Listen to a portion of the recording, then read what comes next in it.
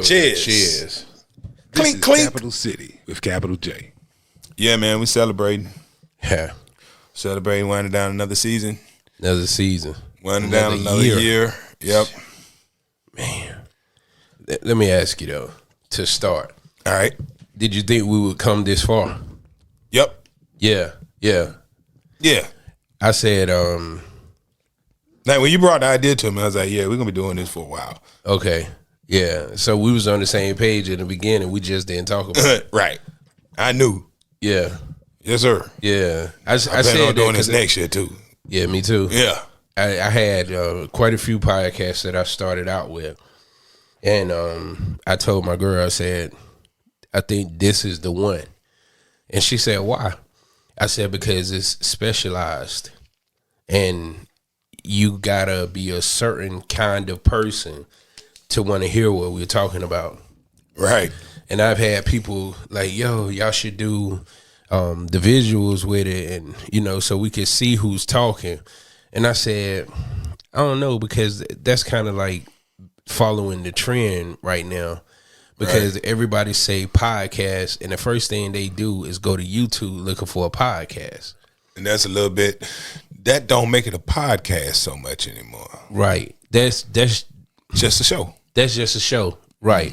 And I say, if you look at the essence of podcasting, even with Joe Buddens or the Drink Champs or the Joe Rogans of the world, they started just audio, and the reason why they went to video, and this is what I'm assuming, is because their name was so big that people needed to see them to associate them with this piece of work. Just hearing the name Joe Rogan, I didn't know who the hell Joe Rogan was. See, But then, I was thinking he already had that name. it's his name. But then when I saw him, Oh, you didn't know him visually, right? You couldn't place a face with the name, but you knew the name. But I knew him visually because I knew him from Fear Factor, and I knew him from He was a comedian. the MMA stuff or all that stuff he was doing. And see, I knew him as a comedian. So when he ended up on Fear Factor MMA, I thought all that was off brand for a comedian. But I'm seeing that he's more of a Nick Cannon. You know, Nick Cannon's a comedian, but he hosts shows. And that's what Joe Rogan is. But I didn't know that at first. I thought he was just a comedian. I'm like, yeah, his comedian show is everywhere. See? You know what I mean? The MMA, what? You know what I mean? Right. So, And, Nori and Joe Budden, they had rap first. Joe Budden was on the radio after his rap career took off. Yeah. So people was used to listening to him. But then with these new listeners, the younger audience, they need that visual with it. right. But I think what we choose to discuss on this podcast, I don't care if they're young or old, if they take up an interest in it, they're gonna find it to consume it. Yeah, and we try to keep it in the same lane for y'all. You know what I'm saying? So, I know it can be frustrating to, like, I learned this in radio, years in radio. My program director, Brian Douglas, great teacher, great radio teacher. He teaches you the ins and outs of the business so you can go on and do something else. And one of the things that he taught us about radio is to stick to one topic per break. Yeah. Right. Because, he's like, hey, you got this much time between the time the song ends and when you're going to run the commercials. If you start off talking about your feet hurt because you walked here after you had a flat tire, when you finish talking about it, it's time to go to the commercial. Right. Don't finish that and then be like, you know what? It's a great day and the weather sure is nice. I haven't seen such good weather. Right. You already did it. Stop. And we're trying to stay on one topic. The topic is hip hop. Right. The specialty is what we know best, our area. But we're trying to keep it in that lane so that when you come here, you already know what you're getting. Right. Like, we know, so we're not going to have you walking into McDonald's and be like, here's some pizza. Right. You see what I'm saying? Right. So if you come here for hip hop, and that's what we're going to give you. And this is the only hip hop podcast in North Carolina. This is the very only one. It is. All right. Yeah. You have rappers and personalities and stuff who are of, I guess, the culture that do podcasts, but They talk about all kind of stuff. right. Okay. That's why when I posted that, I did that on purpose. Gotcha. North Carolina, and it's actually the Carolinas, unless it's one in South Carolina that probably getting 4 or 5 views or downloads that I don't know about. And if I do, please call me out on it. You know, Right. I can take that, but we're the only one. Well, speaking of podcasts, you bringing us right to what we're going to talk about today. Let's go. All right. We're doing a podcast. It's hip-hop related. You know what I mean? We have both been involved in a lot of different aspects of hip-hop. You know what I mean? From radio, Right. club, film, all of this stuff is contained right here between the two of us. And anybody listening, we want you to understand, especially young people who get into hip hop. I don't know how many people who are you know, on the front end of their hip hop careers, but here's the thing that we want you to know: hip hop has reached a point now where there are careers. You know, there are careers in hip hop. Absolutely. And there's a lot that you can do that will have you in the life that you want to, you know, in a part of the life without having to, you know, maybe you can't rap. Right. Maybe you can't sing. And maybe you don't make good music. Right. You can be a part of the life. You know what I'm saying? Like we have a podcast. Right. Ski Beats, we talked to him last week, and outside of the production that we all know that he does, he talked about how he also had an avenue to get extra income from the makers of the equipment that he uses, Right. because he uses that equipment out here on the web for all of you to see. The makers of that equipment appreciate that Right. and see how it could be beneficial, and that has become an avenue to bring more income in the world of hip hop. So if you're good at working a machine that's used to make music, and you may not be good at selling your own stuff, but you might be good at working the machine. There's a way to make money in that. Absolutely. And today we're gonna talk about ways to make money in hip hop without rapping, making beats, or DJing. So There's a lot of different ways. off top, I found like this one used to, at first when this trend first started, I didn't like it. But turned into it. I'm gonna tell you what it is. I ain't tell you what it is yet. I know. I just want, before you get to that, I want you to think about what your job is, because I want you to talk about your job too. All right, yeah, I'm a DJ. Well, I have spent my hip hop career. Most of it has been DJ. That's my biggest resume filler. Right. Is DJ. But I can't DJ, so But see, but under that, okay. I'm a producer. Under that, I will bust a rap. Okay. You see what I'm saying? Right. Under that, I can draw. My pen game is nice. Okay. You know what I'm saying? Okay. Clothes, you know, that's part of the hip hop culture. I will, you know, hook up your gear. You know what I'm saying? But what you been doing for the past 20 plus years? 20 plus years, radio and radio related stuff. That's what I'm talking. The radio related stuff. Right. That's what. Because that people don't know that job exists. I'm gonna get right. I need to get into that too. Right. Okay. So first, I didn't mean to cut you off. yeah, that's good. I'm glad you did, because we're gonna get to all of that. We're gonna give you a bunch of ways that you can make money outside of rapping, DJing, and making beats, but yet still have access to the hip hop culture. You know what I mean? Right. And one is what I do on my day job, quote unquote, air quotes, is I work for Media Base. And behind the scenes of radio, of course, the radio DJs, but behind the scenes, every song that's played needs to be tracked so that people would know it was played, and somebody has to count the spins. And there are a couple of companies that do it. I work for one of them. The company I work for is called MediaBase. So when you put a record out, somebody needs to track your spins.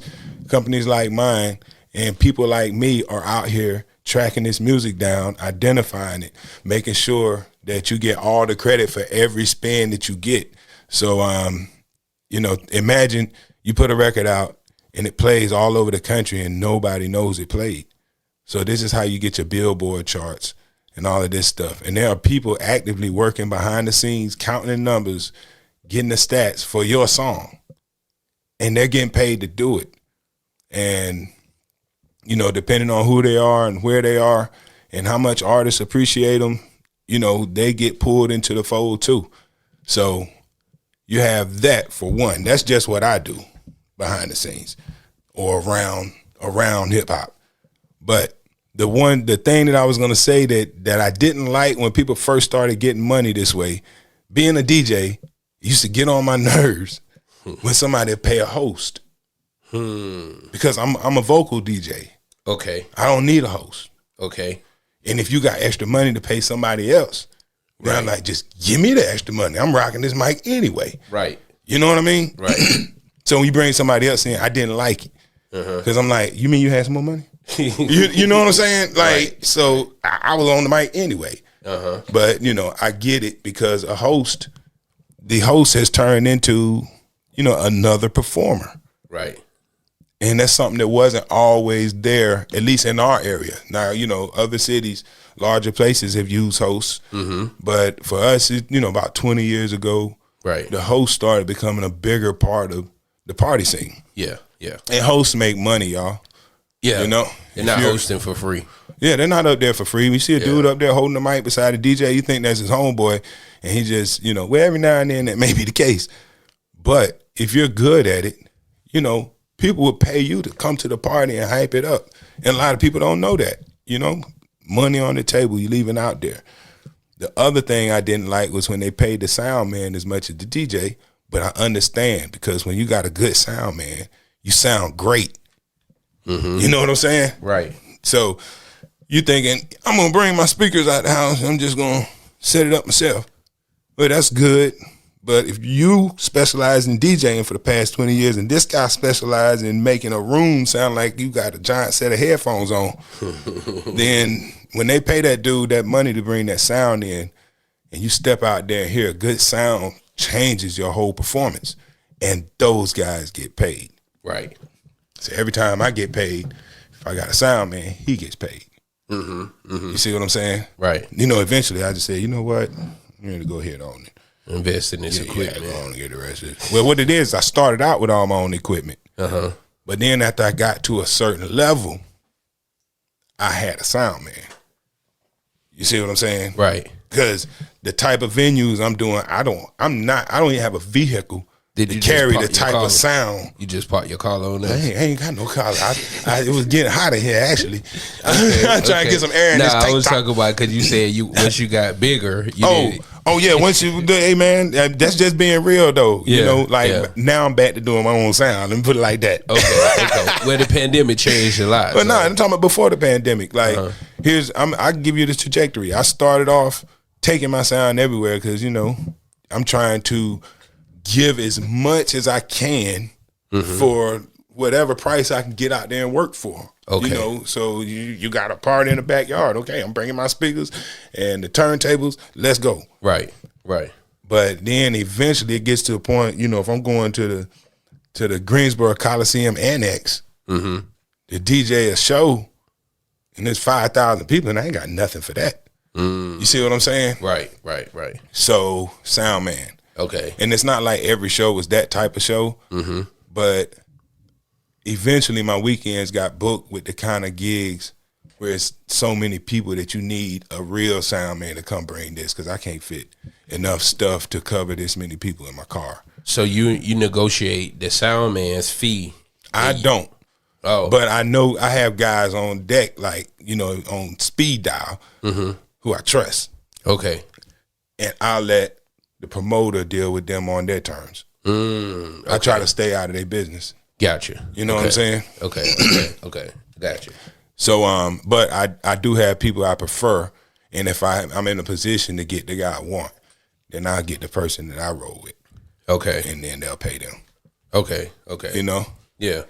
Now, have you had an experience where you they brought in their own sound person and you was like, Oh, I've had some bad sound, man, but for the most part, yeah, I'm gonna tell you. Here goes the funny thing: the worst sound, but let me say the best sound. Usually, the best sound man I dealt with are guys that you can't find unless you know somebody. because they don't do social media and all this other stuff. Nah, you gotta know these dudes. They busy all the time. So they so busy they don't need to advertise. Okay. The guys that are advertising. Yeah. You know what I'm saying? It's them dudes that are not advertising. And every now and then dudes get so big that they'll just go ahead on and start advertising, but they'll put in so much work. Everybody already knows the deal. Right. But yeah, the guys who come and bring that stuff that'll shake your innards. You know what I'm saying? Right. Like they've been around for years and years and years, and he'll give you a business card. You better not lose it. You know what I mean? A lot of times, Okay. And they don't need to be all on the internet and all that stuff. They're gonna work every weekend anyway. Okay. Yeah. But I didn't like it when they started getting a piece of my money too. But then I came to appreciate the host and the sound man for what they brought to the game. But now that I don't do those types of venues anymore, I have my sound. And I got some good sound now. Like I can, I got enough sound where I can be a sound man. So that's another thing I do. I'm a sound man too. Yeah. So I would come set up your sound. And I know what I want my sound to sound like. So I'm going to have you booming. Right. You know what I'm saying? Right. Because I know as a DJ, I can't stand when I can hear people talking in the crowd. Right. I'm gonna finna shut that down. If you want to talk, take your butt outside. There's dancing going on in here. Right. You know what I'm saying? Okay. So, yeah, the sound man, worth it. Lights. I know people equate sound and lights as the exact same thing, and a lot of sound men will bring lights. Right. When you get to a certain level, lights can turn into a separate thing. But those guys get money too. Like today, I do more weddings than anything, and at a wedding, I will bring the sound to the wedding. I don't hire a sound guy for a wedding. I bring my own sound. I can fit enough for a wedding in whatever car I have. Okay. But when I get there, I can do the lighting, but a lot of times you have guys who specialize in lighting up venues for weddings. And they're a whole different, they're totally separate from me. Right. Even though we work in concert together, they're a separate entity. They hire me, they hire them. Right. And, we don't even talk to each other, Just like, I'm on the film and video side of things, you'll have a different sound guy. If the guy who's filming for you is trying to do the sound too, it's probably not going to be right. Right. So when you look in the budget things, you got to look at the budget both if you want a professional, right, product or whatever. Yep. And people just don't understand that. And, even down to the editor, it takes a whole team of people to make give you a professional project. And that's what a lot of people, they don't understand. And the only reason I'm highlighting this or bringing this up is because these are different jobs or career paths that you can go in and still be a part of the culture of hip hop. Yep. And we trying to, because a lot of times, man, when you think about people who have dreams, right? And I always compare hip hop to what? Sports. Absolutely. You got a dream. Yeah. A lot of guys want to be in the NFL. They're coaching today. Yeah. And You know, a lot of guys want to be in the NBA, they're physical therapists for sports organizations.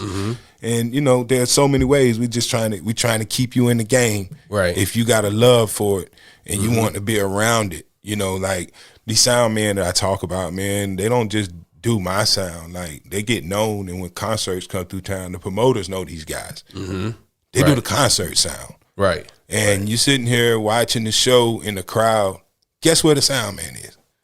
Sitting in the crowd with you. He could be sitting in that thing, you know, where he's controlling everything. Right.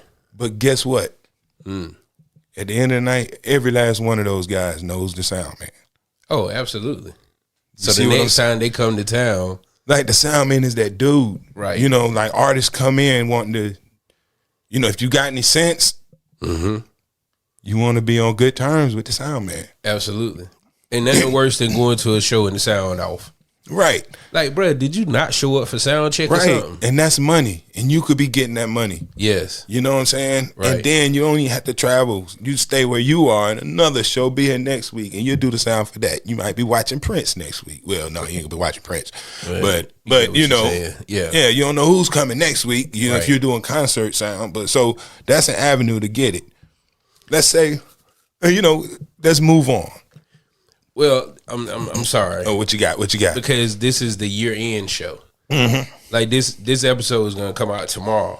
Okay. We're not waiting on this because this is the last podcast of 2021. Right. And I think how we came about discussing this is because this is almost year 2, physical year, 12 months of being in the midst of this pandemic. Yeah. And the traditional ways of thinking about how you could be a part of the industry or making money in this industry, you got to think outside of the box at this point. Right. I remember having a conversation with a friend of mine when the pandemic first happened, and he said, "Oh man, give it a few months, it'll be back to normal." And I said, "Nah, bro. Like, do you understand this is a pandemic? This is the new normal." That's the part don't nobody, you know, that part. That's what everybody's missing. Right. This is the new normal. Right. COVID ain't going nowhere because nobody want to get vaccinated, so it's just here to stay.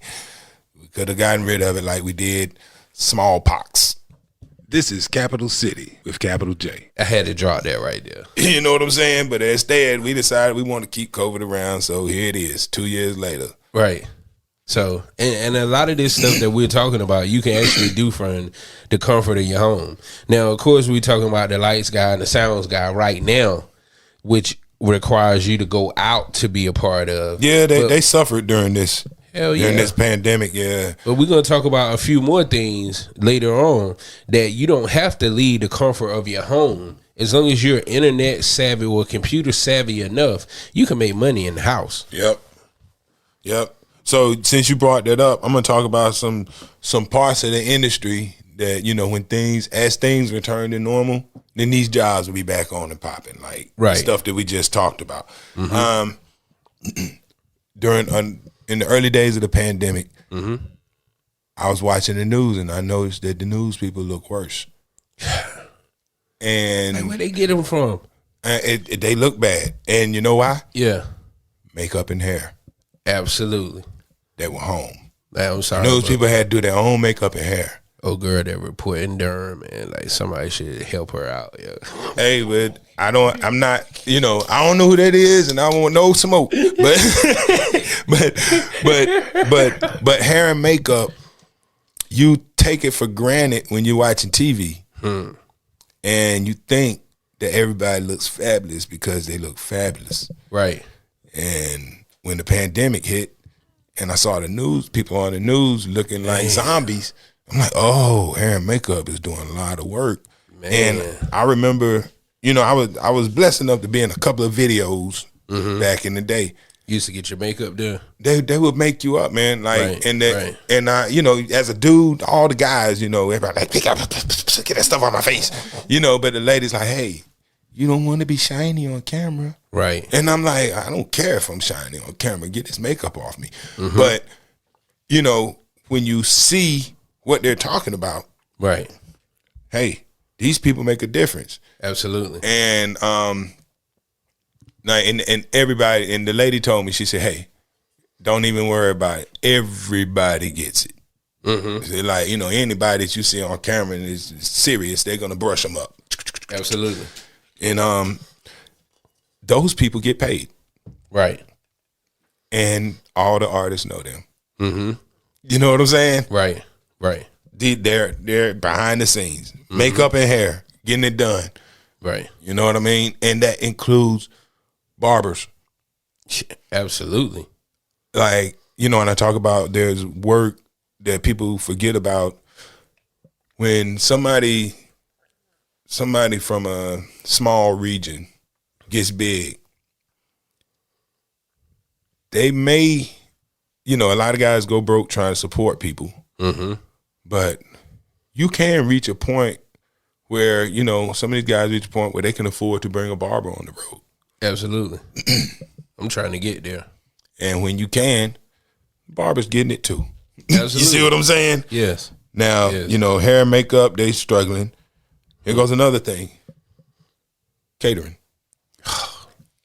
Every hip hop event, venue over a certain, you know, past a certain level, right, you may think, okay, what about a concert? Well, guess what? At every concert, there's a rider or something.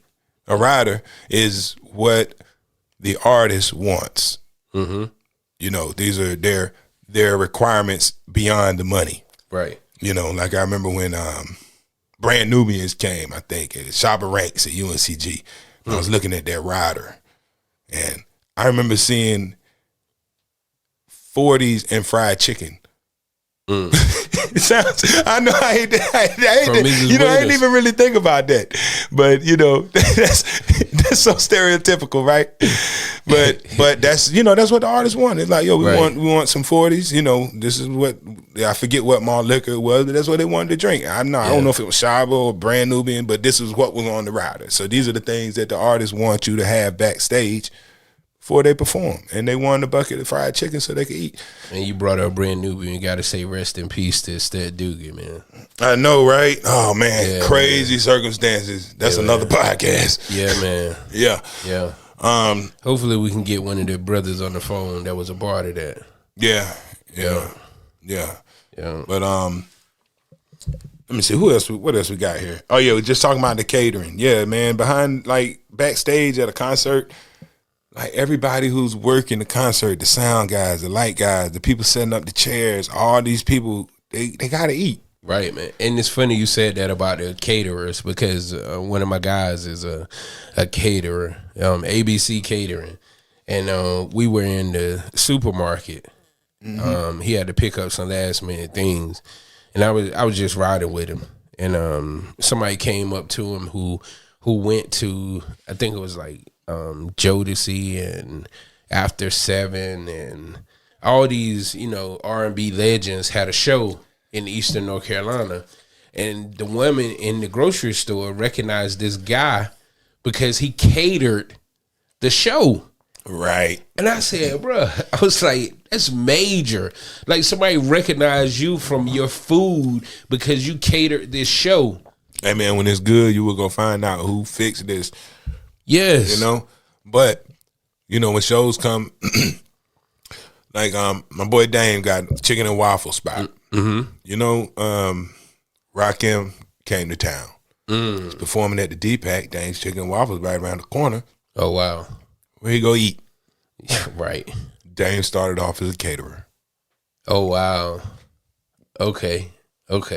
When I got married, you know who catered the food? Dame's. There was no Dame's Chicken and Waffles back then. He had a different business. We're going to bring him on to talk about, there's a real connection with food and hip hop. Right. You know what I'm saying? We're going to get into that one day. Shout out Smoking Jerk. Now, nice.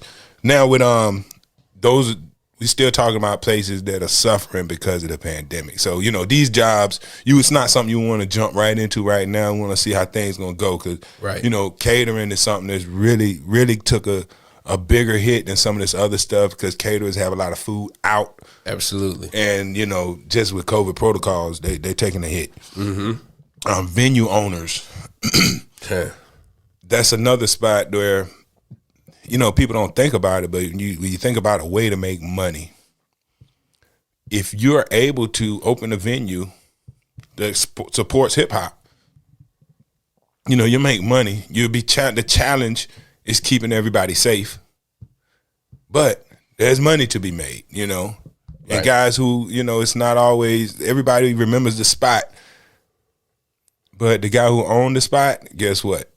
Like any club, any town that got a few clubs, you stay open long enough, you're gonna have celebrities come through. And you now are part of the hip hop scene if you own that spot. So venue ownership, is a way to stay in the game if that's what you want to do. Provide a venue for dudes to perform, open mics, all that stuff that hip hoppers like to do. When you provide that, you can get some money and be a part of the culture. Let's see who else. Video girls.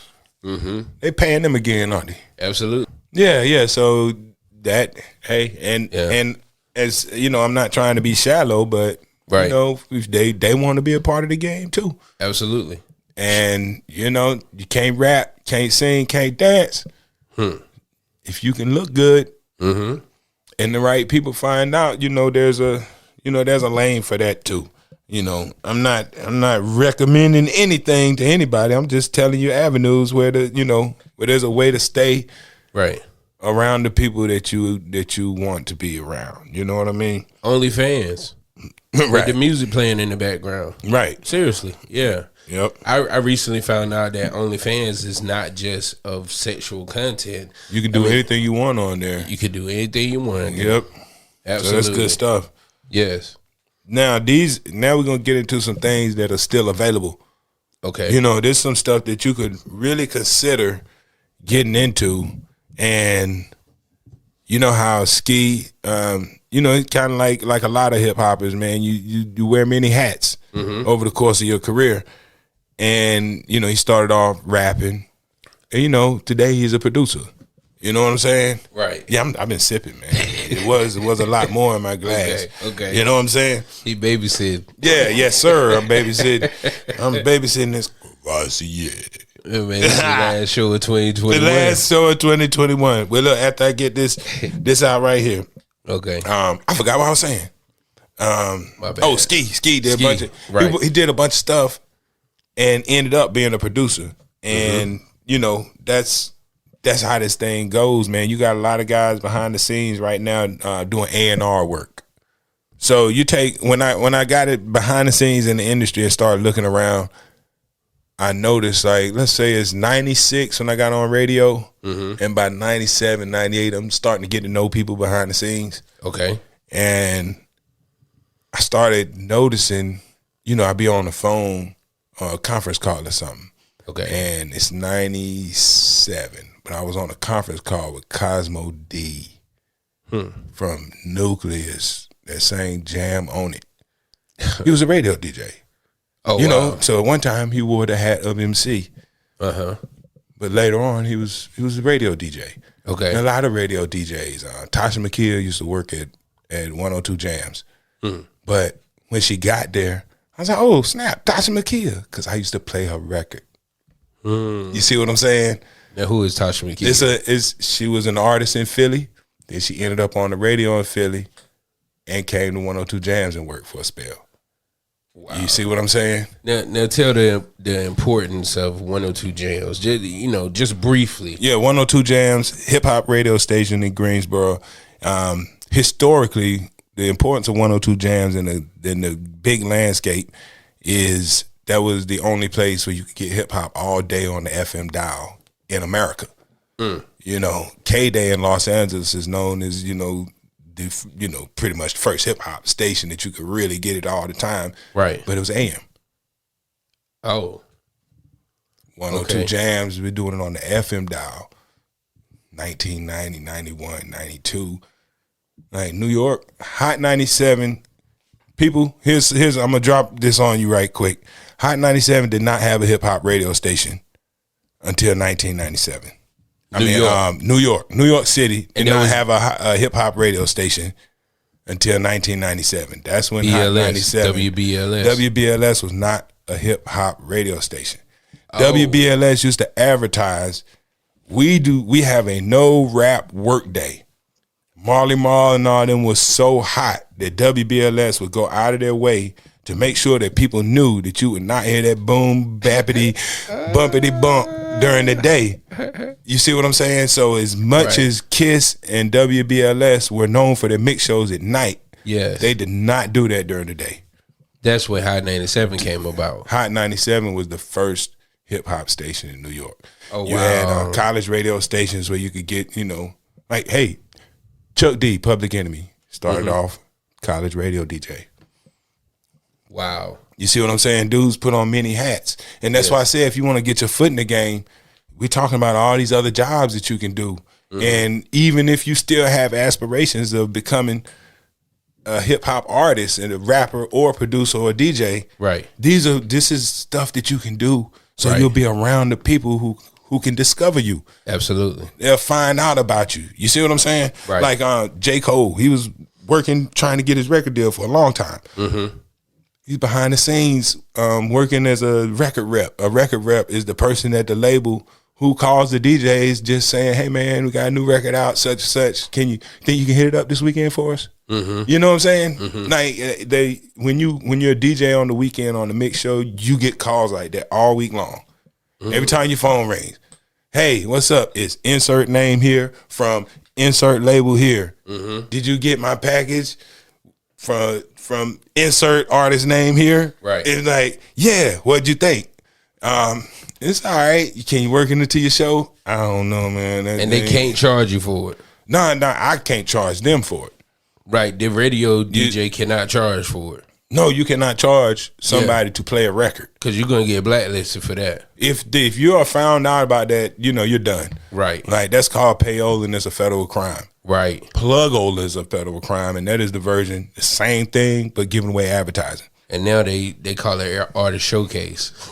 And they charge the artist to come perform. Yeah, but that's the thing. You can't charge the artist. Yeah. But the radio station can charge the artist. You see what I'm saying? The DJ can't.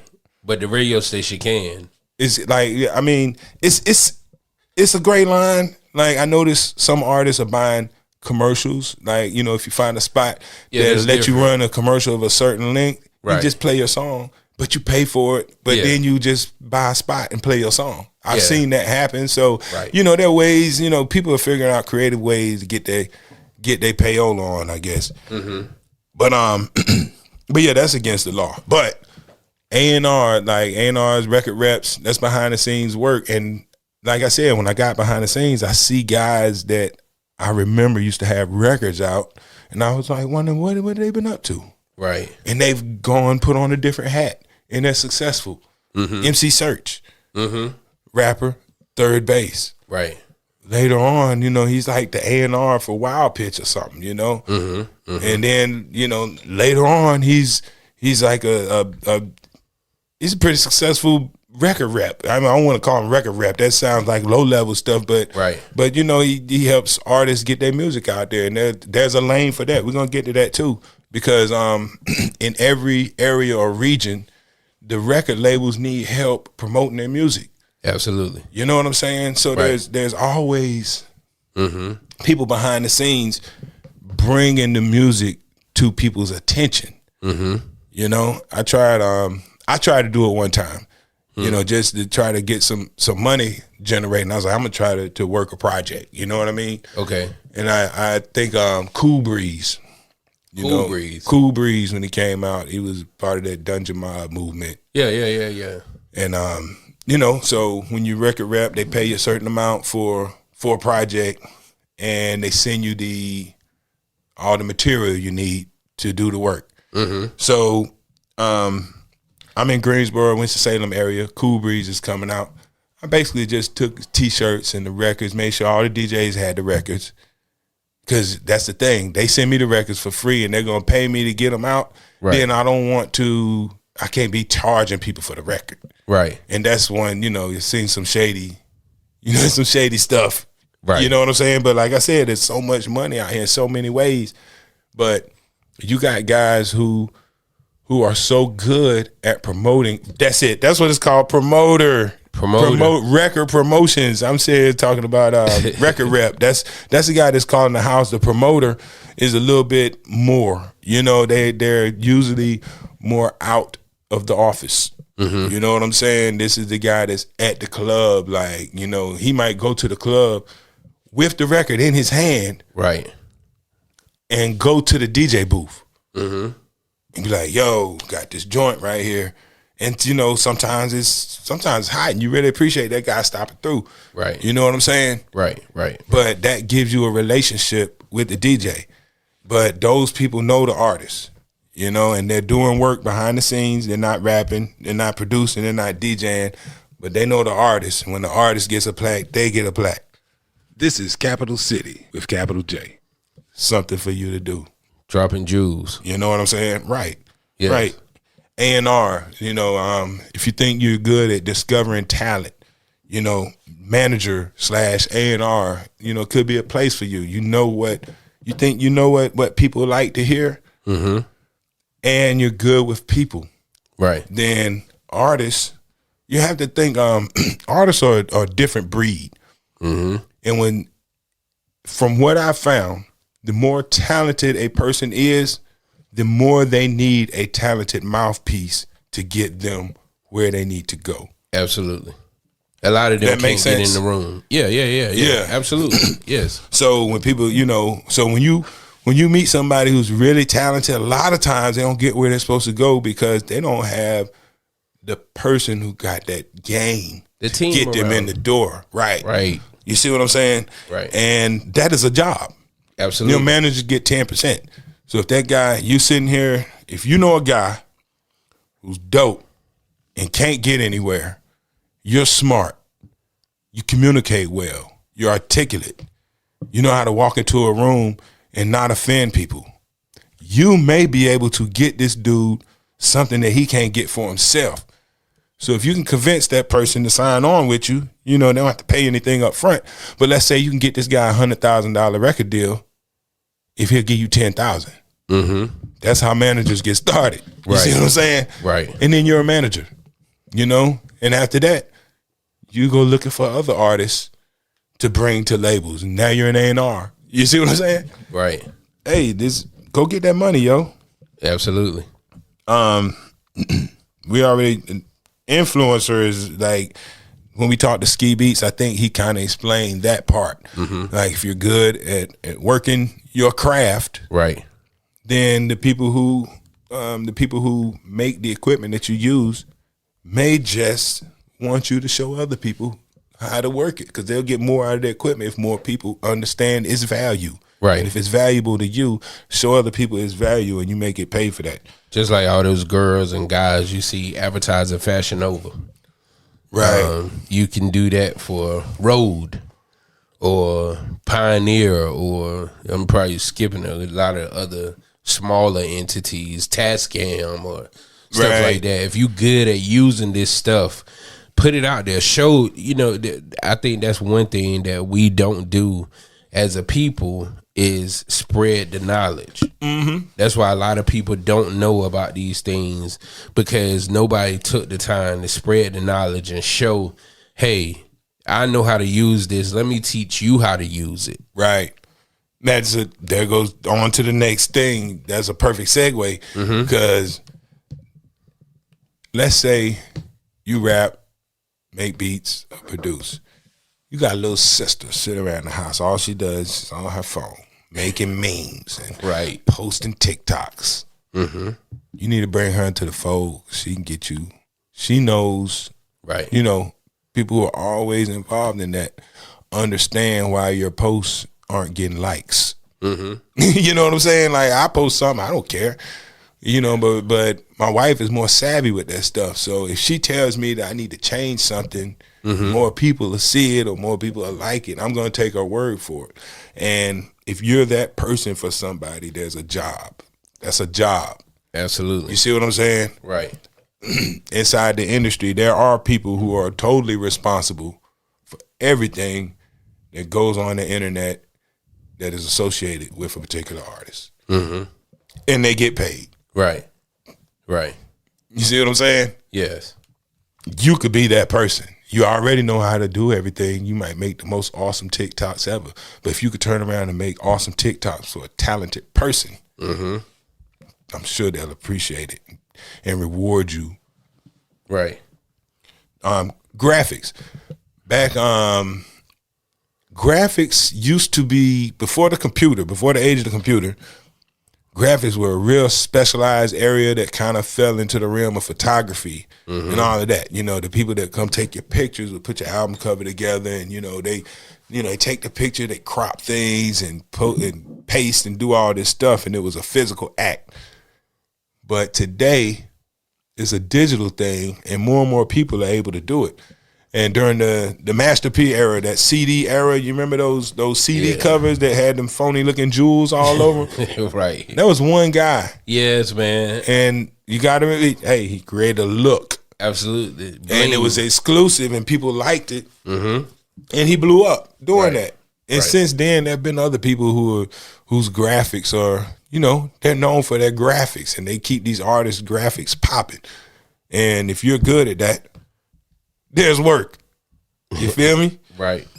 Like right now, I would love for this podcast to get me into a college teaching a hip hop class. Yeah. That's my end game. NC you know State, what I'm saying? I wish I knew his name. That's my end game. Yeah. I said we're going to reach out to him. I forgot his name. We're going to have him as a guest on the show. Yeah, because when I got to school, there were no hip hop. There were no hip hop professors, but there are now. Bun B's doing it. Knife Wonders is teaching. I remember Play at one time was there with Knife Wonder, right? Over there at Central, right? So guys are teaching, and those are people that we name who have pedigree in the game. But I met the lady that was doing it at UNCG. She wasn't a rapper or anything like that, but she did her PhD thesis on I think it was California hip hop or something. She was from LA somewhere. Okay. And she's teaching hip hop. She didn't have to spend years in the game or get a Grammy to do that, but she knows her stuff. Right. And that's what it's about. And there's an avenue for that. So if you've been spending all this time in and around hip hop and you've amassed all this knowledge, I would love to monetize all this knowledge. We're gonna talk about that, man. I would love to turn this into a curriculum, man. Because I love hip hop, man. All I do is pay attention to every change that happens. Right. I think I was born in 1972, right around the same time hip hop was born. It's been here my whole life.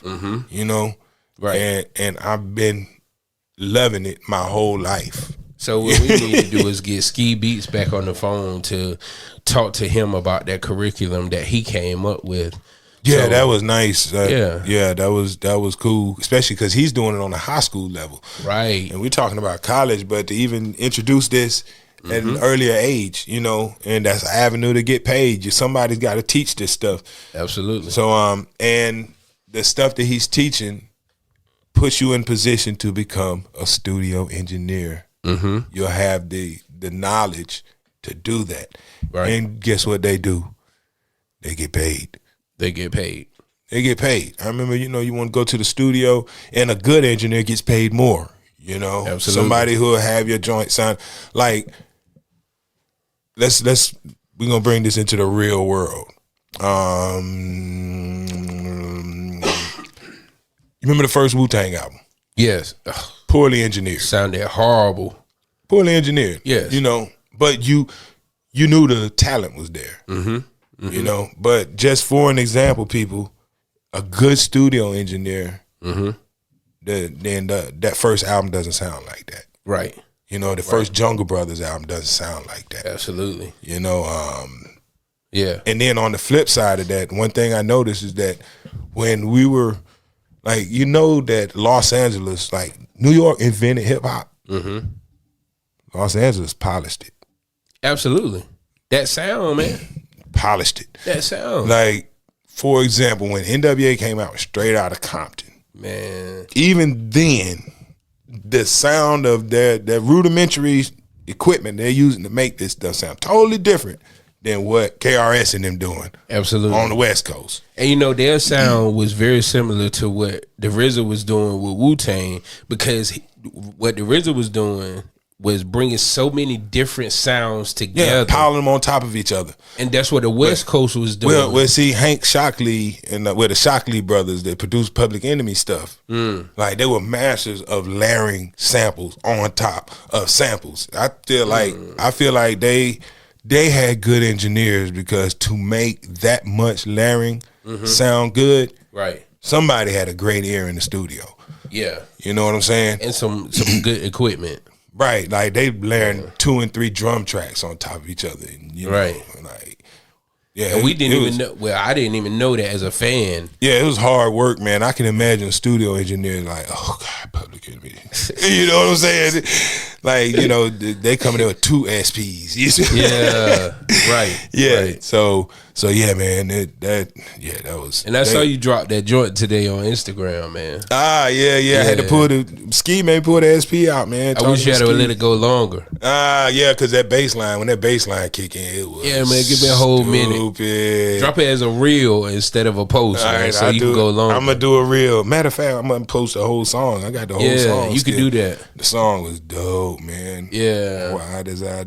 Shout out, Dad, I always say his name wrong. Dahlia. Dahlia, Man. yep. Yeah, Dahlia man. and Damon. Right. Yep. Hey, good stuff, man. Right. All right. Now, so you could be working as a studio engineer, getting that money, spending late nights with your favorite artist.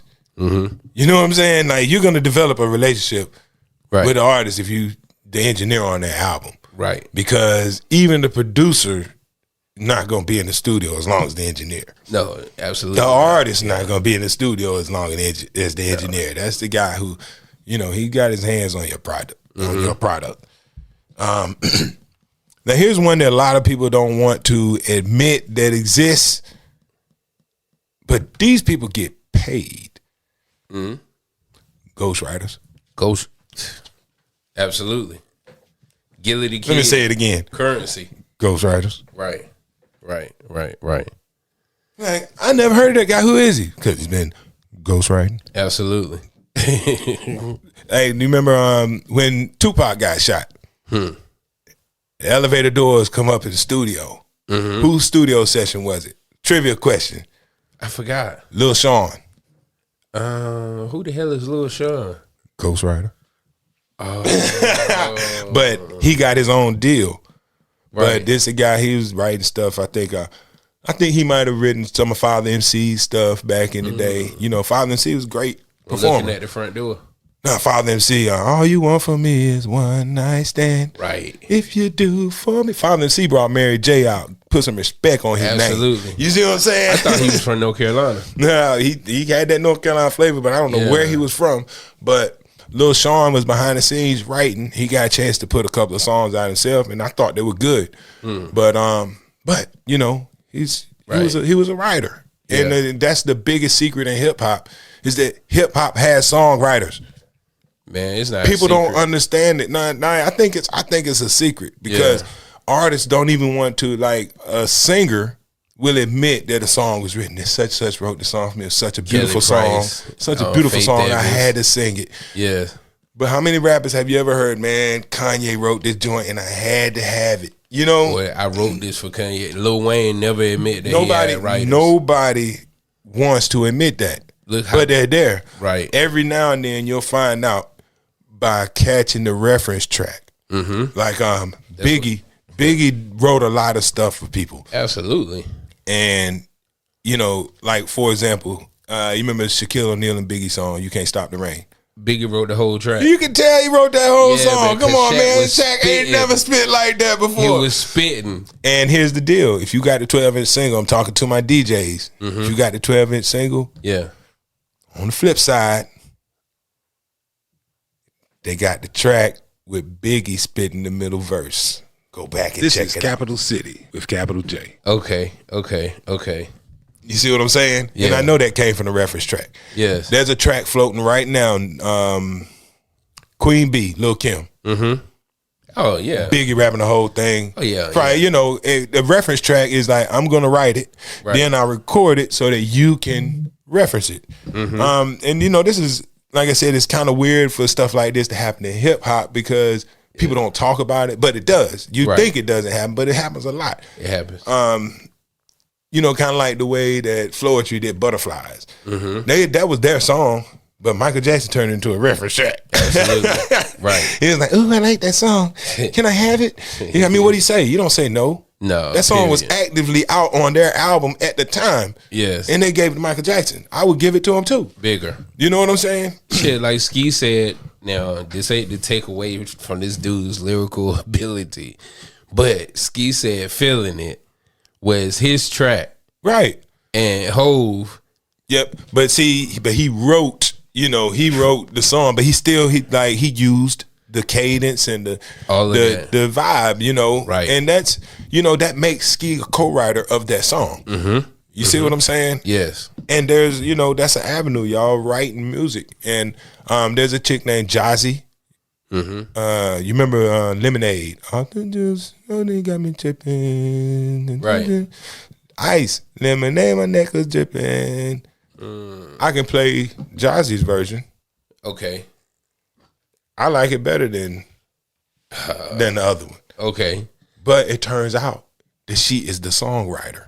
It was her song. Like old buddy from Durham. And I don't know if she made it to give it away to somebody. Right. But her version is dope. But I think what happens is she made the song in the same way that Jay-Z like Feeling It. Yeah. Maybe Don Toliver and them said, you know what? It's because the same guys that produced her song produced the other one. Okay. And the beat varies, but the beat is very similar. And, you know, it's the exact same words. It's not like they changed it. Right. But the way she performs it is almost closer to an R&B song than a rap. But she raps, but, you know, it's almost like, okay, it's a song. They bought a song off her. She's a songwriter. I think she won a Grammy for writing something else. Just like she's out there writing for a lot of people. Right. But this is one where you might not even, like, you never know. Like, what? She wrote that too? Right. You see what I'm saying? Yeah. Like, she's out there getting it.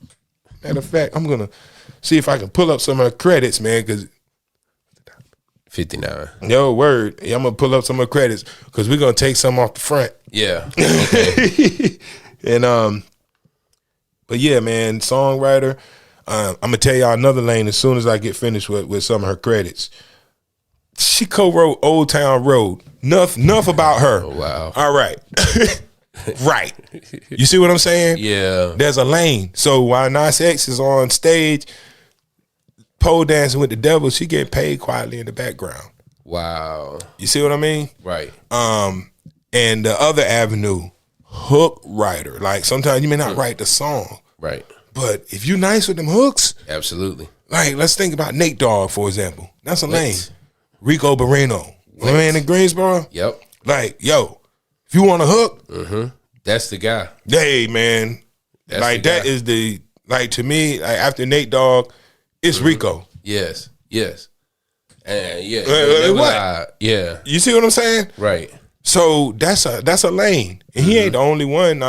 You know, there are a lot of female artists that start off doing these hooks. That's how Mary J. You first heard Mary J. on Father MC track. You know, you first heard Shanti back there doing hooks on other songs. Cassie doing hooks. Right. Missy Elliott, you know, well, she was part of a girl group first, but yeah. But you know, she's written a lot of stuff. Like, you know, we know Missy as Missy Elliott. She probably got her chance to do all that solo work because of all the work she did for Genuine, Aaliyah, and all of these people. How you think Puff found her? You see what I'm saying? Oh man, and then you know, when she got her chance, you know, like sports, when they put you in the game, you go out there and she dropped 30.